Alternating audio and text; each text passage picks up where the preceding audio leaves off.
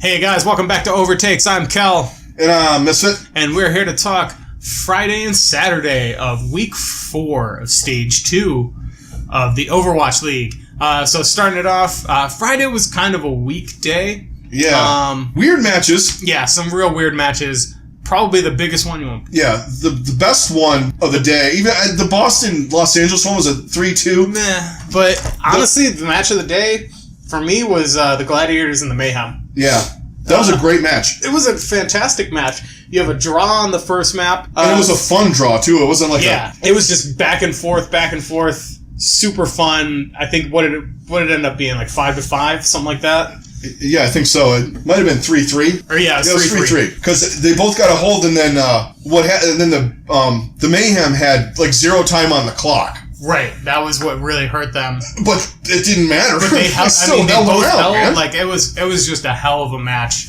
Then Florida comes out, takes Nepal, but then after halftime, Florida kind of got screwed by the map pool of playing their absolute worst map, admitted by the players themselves and everybody. They got a point though this time. They did get a point. They got the first point, so that's a huge improvement for them. But they were on defense. When they were on attack to start, they lose 1-0. Yeah. Let's just be honest. Right.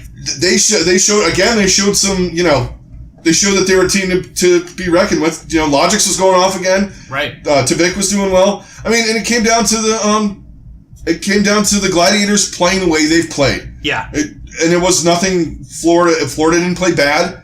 No. It's just right now the Gladiators are on a roll, man. They are. There's no two ways about it. The Mayhem just hung with them. Yeah. And really the fact that they were able to hang with them as well as they did, that shows huge improvement for them. Yeah. And they can really take this win or this loss and kind of they can take a lot of good things from it and things that there's definitely things that they can improve on. But I think more than them just like losing because they were bad, it was they just got outplayed by a better team. Yeah. More so than they were just like completely outmatched. Yeah. Because they held their own. They really did. Yeah, and their communication and stuff, world's better than it was. Oh, it's so much better. And it's very clear. And they're taking matches to where the last map matters in a match. They're decent on 66. So it just, like I said, Los Angeles is just that much better. Right. And they made them look like they wiped them though on pretty good on Nepal. Florida's really good on Nepal. Yeah, they really are. I think it's that Tracer, running that Tracer 76. Yeah. I kind of like that. But Swoosh is still improving. He's improving. And he's keeping him in games. I mean, yeah, he was playing Fissure. And we talked about, on the last show with Muma. Yeah. Muma had problems with Fissure. Everybody has problems with Fissure. Yeah. But the one thing that Florida's been doing, too, is they've been, I was harping on in the beginning of the stage and at the end of last stage. They're peeling. They're keeping their healers alive. Yes. Logic's, going out and, doing what he does, but he's coming back too, and he's peeling for, Zupe and Zebasai, and it's showing. And, with Tavik on 76, that also helps too, because, he's mid-range and he can turn around and he's helped them too. Right. It's been so much better. And, the Gladiators, I can't say anything, except for the fucking crazy-ass strats they were running. Right. This one was less Mystery Heroes than the other game, but even still, like... The Doomfist May thing, man. Yeah, the hydration on Doomfist is terrifying. Holy crap. How do you stop that guy? And I want to see more of that, because watching these guys play Doomfist, and then just that combo of Doomfist and May, whoever thought that would be as devastating as it is. It's basically like, well, she's the devil. Yes. And then she is Satan incarnate. And you just have the Doomfist waiting, you just put a wall up. Okay. There you go, big boy. There's 3 guys right in front of you. Right. And a wall to punch him into. Yep. I'm not going to take anything away from the Gladiators in this. With them, it's like they know how to play their opponent. Not in that, like, traditional, okay, like, they're doing this, I'm doing that. They make changes on the fly. Yes. And that's like the Doomfist in May. That's been one of the biggest things that we've seen from the Gladiators is their ability to adapt has been unreal. And I think it's made the biggest difference for this team more than anything else. Good on the Gladiators on this game. They just looked excellent. So let's move on to the next match of the day. It was kind of about what we expected. But honestly, San Francisco looked a lot better than anybody expected, especially on Hollywood. holding London to no points, that's impressive as hell. But at the same time, San Francisco just looked like they had no chance in the first 2 games. Yeah, London is just, and they were on their A team.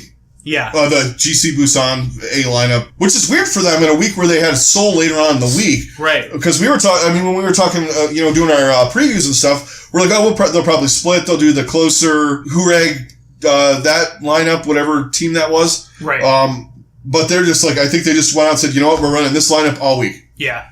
And it paid off for them because, man, they just look strong. And their biggest thing, again, defense. Their defense it's completely impenetrable. They're just insane. I don't know how you get through it. I don't think any team has figured it out, and I don't know if any team will figure it out because that team is just so damn good. Yeah, and then you got Prophet and Birdring. Prophet's like a fucking Swiss Army knife. Both of them are. He's like him and him and Fled are like it's like Fled's little brother. Little brother's catching up, man. But at this point, I mean, he's almost better because when it really matters, Fleta just doesn't show up. He gets focused really hard. He does. But at the same time, like if you shut that's the key for any team is if you shut down Rujehong and Fleta, then they're just done. But with London, it's like if you shut down Birdring, then Prophet and Badosin are just going to go off. And that's another player. Like, as much as we're talking about Prophet and Birdring, Badosin is just... He makes so much of a bigger difference when he's in there. He really does make a gigantic difference for this team. And he really is kind of the glue. Oh, yeah, for sure. Just that 3-man combo of those three is just, it's unstoppable. And then you throw Gesture in there as your main tank, who's the best main tank in the league. I don't know how you beat this team. Yeah. I really don't. I don't know if any team can. I don't know how. Houston's beaten him, they beat him twice? Yeah. No, they beat him once. They beat him once. But they beat him last stage, too. When it really mattered, because, they lost, London lost to Houston in the game of the playoffs. Like, the day of the playoffs, they lost to them. But then London came and beat them later that night. Which was an insane match. Yeah. So, I mean, Houston technically has a 2-1, but when it really matters, London wins. Yeah. So, you kind of have to, you got to take the other losses with a grain of salt. San Francisco didn't look terrible, though, in this match. Not at all. Minus Volskaya. Yeah, they did not look good on Volskaya. They just couldn't get anything going. London was just like, oh, you're going to try that? Okay, we're just going to shred it. Yeah. Oh, you're going to try that? We're going to shred it.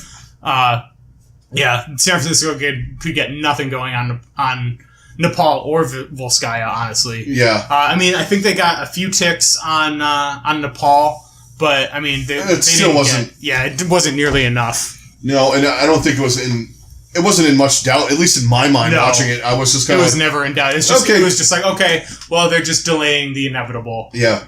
But Dante continues to play decent. I mean, he got worked a little bit, but these two guys work everybody. Yeah. And Badosin is slightly below Jonak in the lethality. Right. With the fucking Zenyatta. Yeah.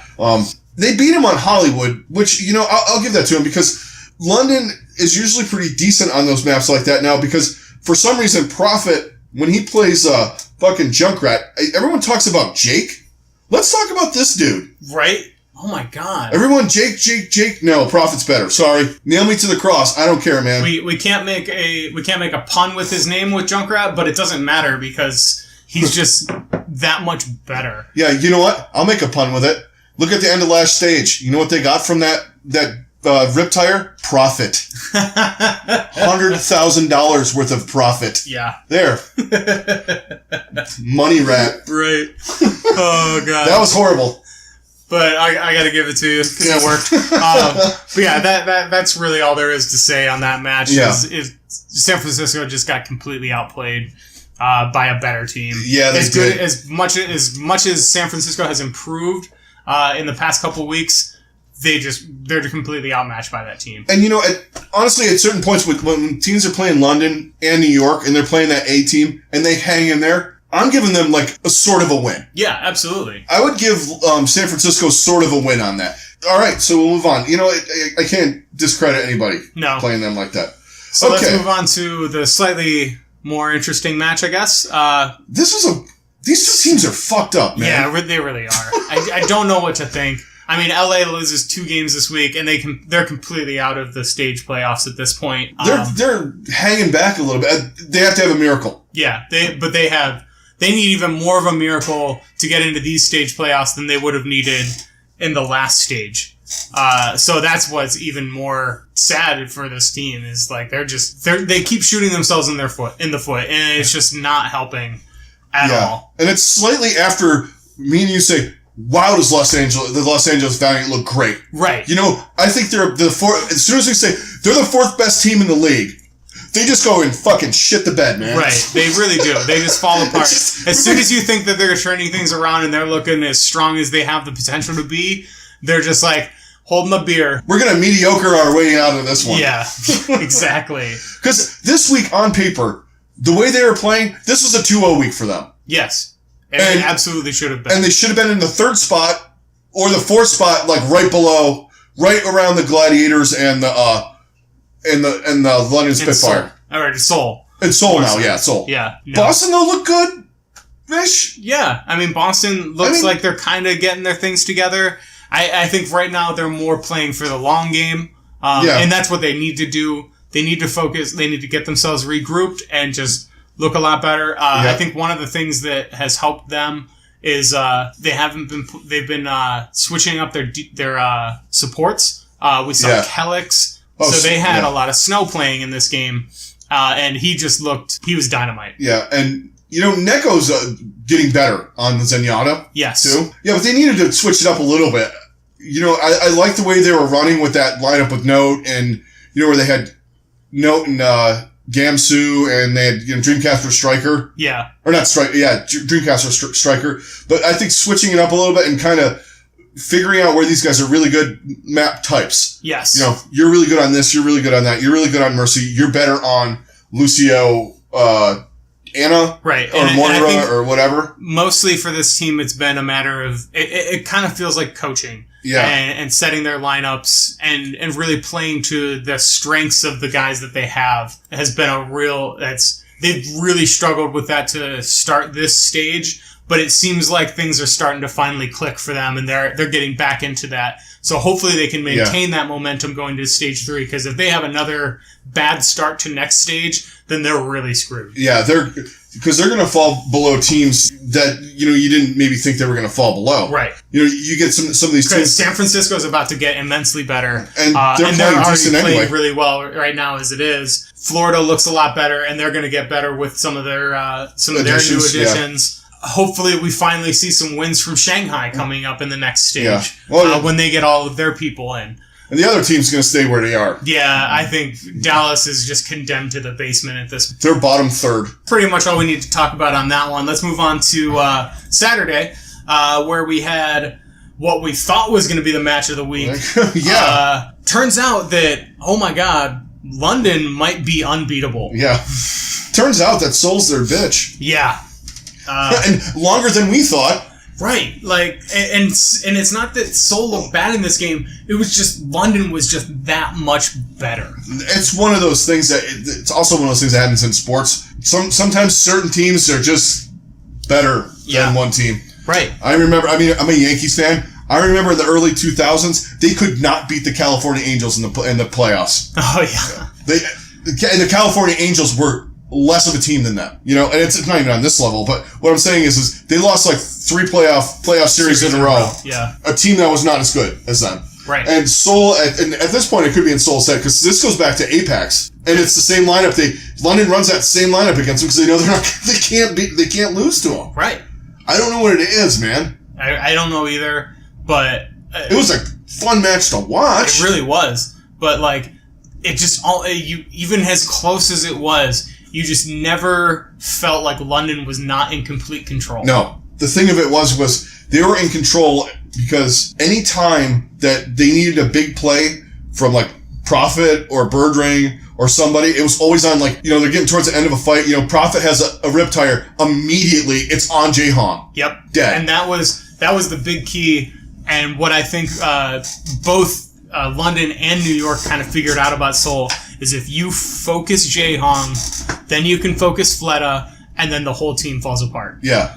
Because you take out one or both of those guys, then Soul has no answer. Yeah, and honestly, Zumba was on the Diva. Yes, he was insane because he had to pick up so much slack in that fucking match. Oh my god! I mean, that's a good. He was playing at an unreal level in both games. Yeah. This one especially, he was just all over the place, just making plays, but it just wasn't enough because their main guys that they need to make those plays were just completely shut down. Fleta basically may as well not have played in this game. Yeah, because he was just a complete non-factor. And then Jae-Hong was just getting focused so hard that no one could do anything to stop them.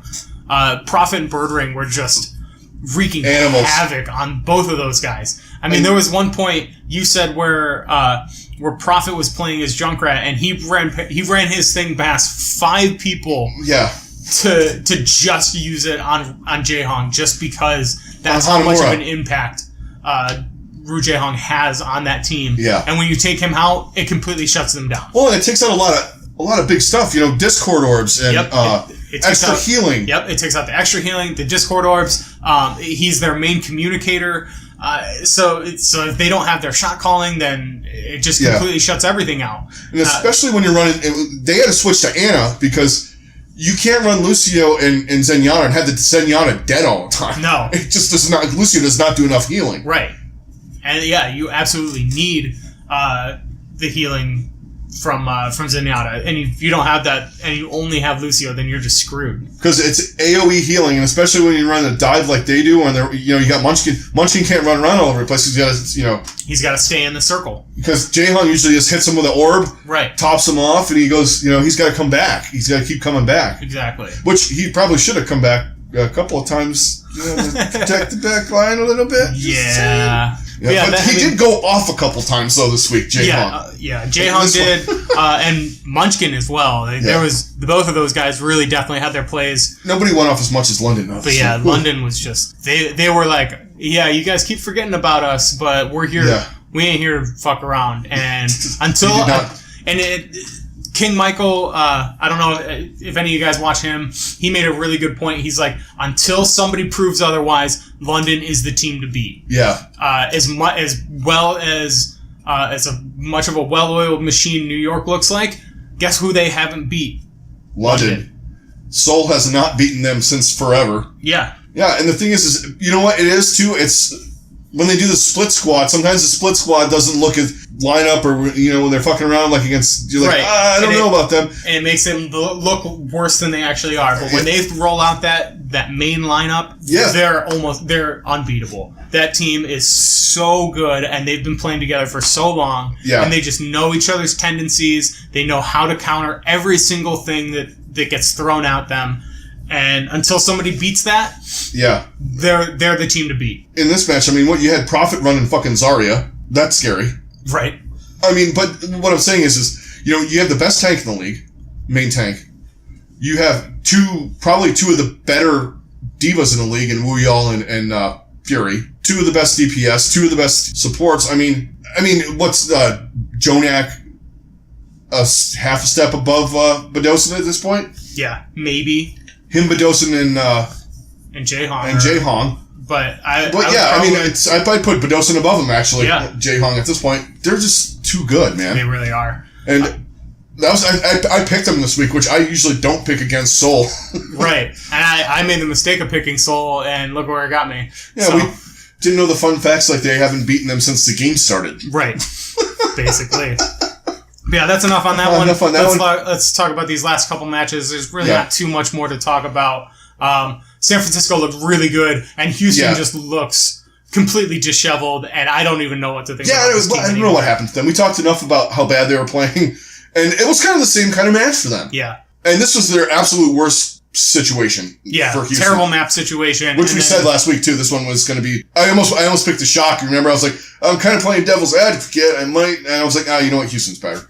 Wrong. Yep, we were wrong. And the Shock, they're a team to watch out for. As much as we kind of downplayed some of their things, I don't think anybody expected Dante to step up his game as much as he has. Yeah. Because, man, he has quickly made his name as one of the best Tracer players in the league. Yeah. And that's saying a lot. Yeah. Because there's some really incredible Tracer play, and he is just right up there with those guys. He was absolutely nuts in this match, man. Yeah. He was just going off on these guys. And it's the same old story with Houston, you know. They go against a strong Tracer, and they just get completely shut down, and they don't have a counter to it. Yeah, they even put Clockwork in, who's a Tracer specialist, and Dante's playing at a superior level to absolutely to a lot of people. He had trouble against New York, but Jonak was just like, don't go near him.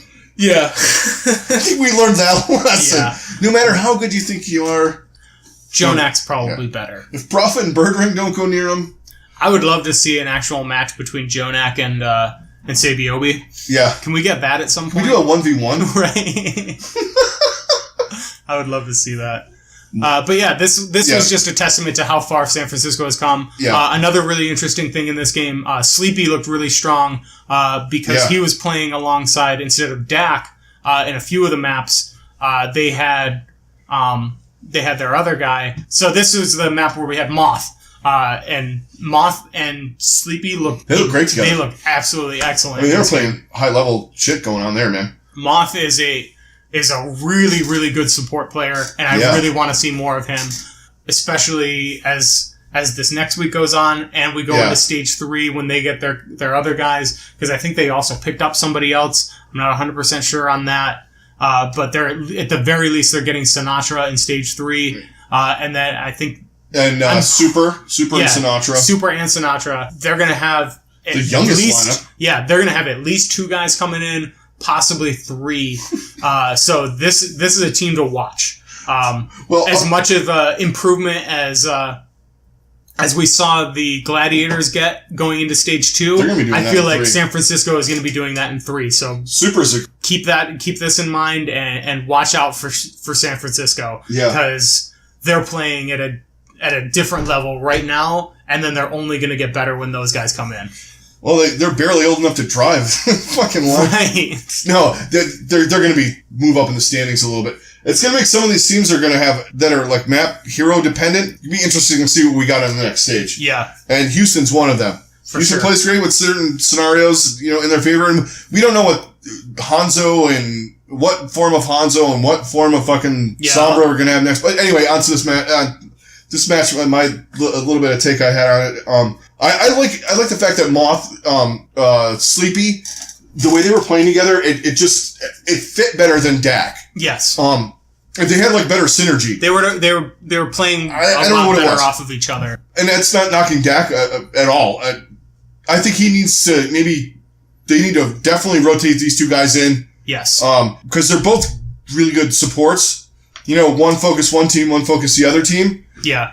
Maybe and then a little bit of a split squad type of deal with them. I mean, if you have your support shot caller kind of guy doing that, I think it's a big help. But Houston, I don't know, what else can we say about it? Right. At this point, we're just wash, rinse, repeat, man. Yeah. The same thing happens every match. Yep. Okay. So let's move on to the last match of the game, or the last match of the day. It's really not much to talk about this. It's Philadelphia Fusion versus the Dallas Dumpster Fire.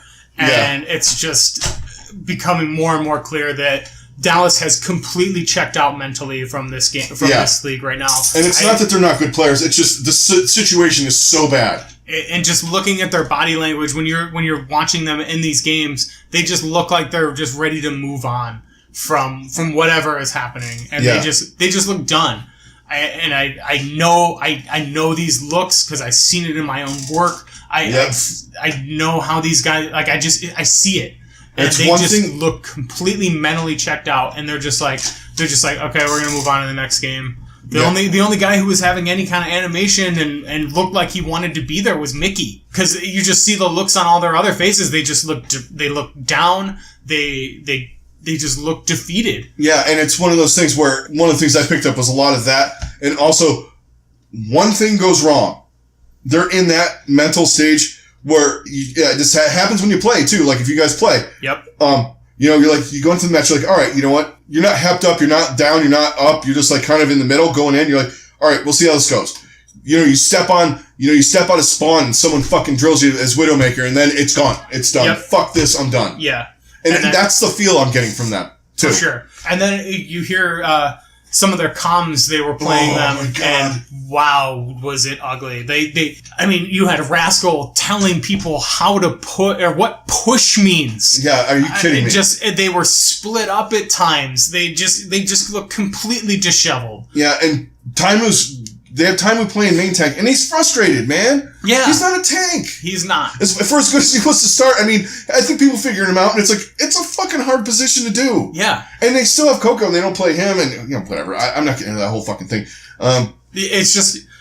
Basically, all we can say. Advantage of it. Oh yeah, Philly just destroyed them. EQO was a monster in this game. Boombox was shredding. I think looking at the stats, Snillo too. We saw some Snillo in this. On Winston's lab, Boombox was the MVP. He had one of the highest points for the entire week. I think he had like a 1,300 positive.